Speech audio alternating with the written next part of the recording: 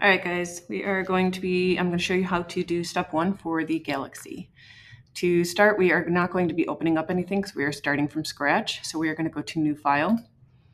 For your settings, you want to make sure that you are in pixels, not inches. If it is in inches, just click there, change it to pixels. You want 2500 by 2500, 150 resolution, and down here where it states background content, you want to make sure you have black selected. Click Create.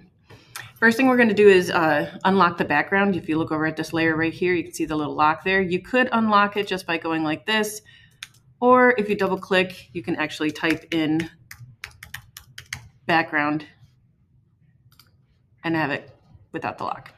All right, you're going to duplicate this layer.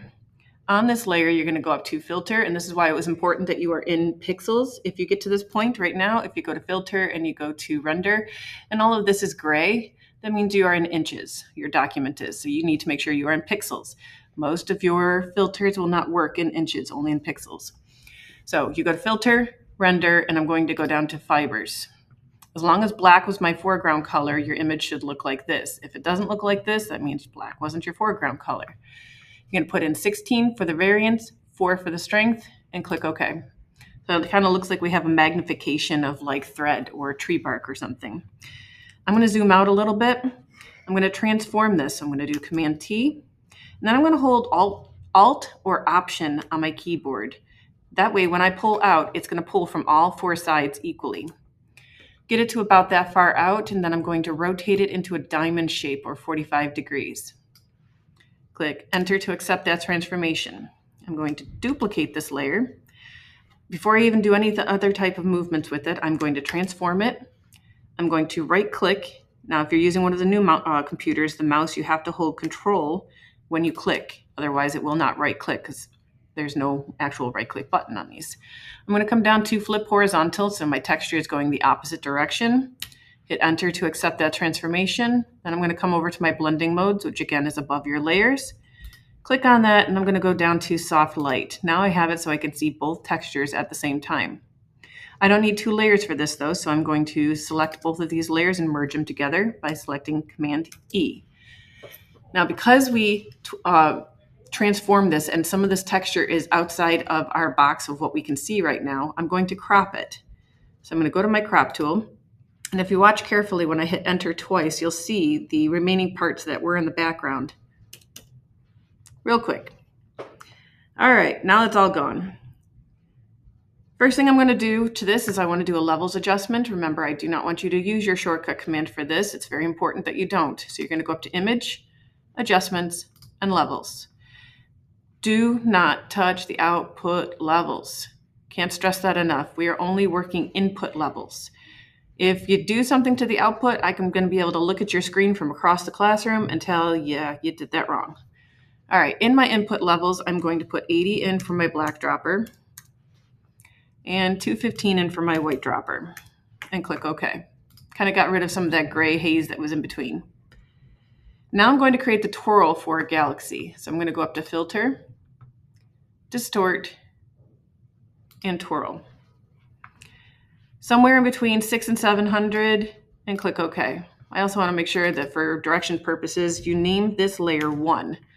Makes it easier to follow your written directions later. All right, now I have my twirl for my galaxy, but I still don't need the rest of this stuff over here.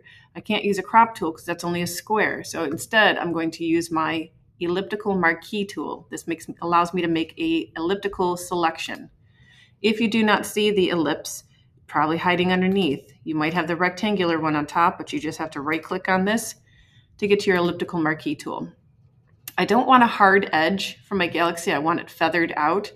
So that means I'm going to add up here, feather. You can put this in between anywhere 30 and 50. I just picked 40 for easy numbers. I'm going to come up to the corner. In this part that's still straight, I'm going to click, hold, and drag to make my selection. I want to encompass most of this ellipse.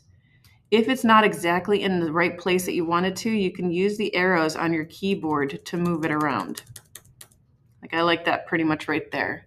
Once you have the selection the way you like it, you're going to add a layer mask to your layer. Now I have just the black background and my swirl. for my galaxy. I'm going to duplicate this layer twice, but I'm going to turn off the top layer. We'll do stuff with that later. I'm also going to turn off the bottom layer. This is your fail-safe layer. That means if you make a mistake somewhere along the lines and you have to go back, at least you don't have to go back from the beginning. You'll be able to go from here. I'm going to work on the one copy layer right here. I'm going to do another levels adjustment to this. So I'm going to go to Image, Adjustments, Levels. This time I'm going to put in 130 for my black dropper, and that's it. Click OK. Now I want to add my texture to my galaxy. So I'm going to go up to Filter, go to Filter Gallery.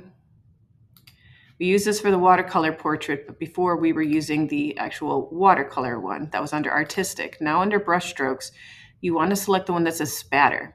And you're going to make sure that the spray radius and the smoothness are all the way up. Then click OK. Now I have this nice texture added to my galaxy. This is the part that everyone struggles with the most, so pay attention to this. I'm going to take away a little bit more of the white that is in here and just remain with the black background. I'm going to go up to, before I do anything, I need to make sure, one, my foreground color is black.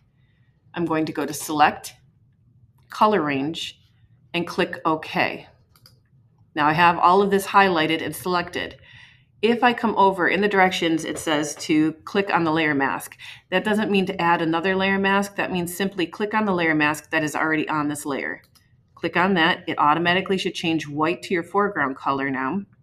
Then you're going to go Command Delete and then Command D. So it just cleaned it up a little bit. Last thing I'm going to do now, I'm going to duplicate this layer. I'm going to add a blur because as things get farther away from us, especially all the way up in space, they're not going to be as clear to the naked eye. So we're kind of trying to create that illusion.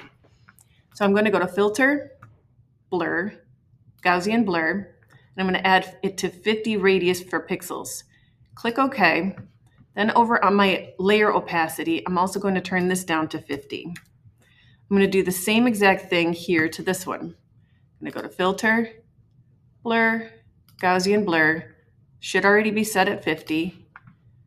Go here to the layer opacity, put that at 50, and I'm good with that. Last thing to do for step one is just to turn your top layer on because this is the layer we're going to be working with now. And that is it for step one. I will make another video for the other 3 steps as well.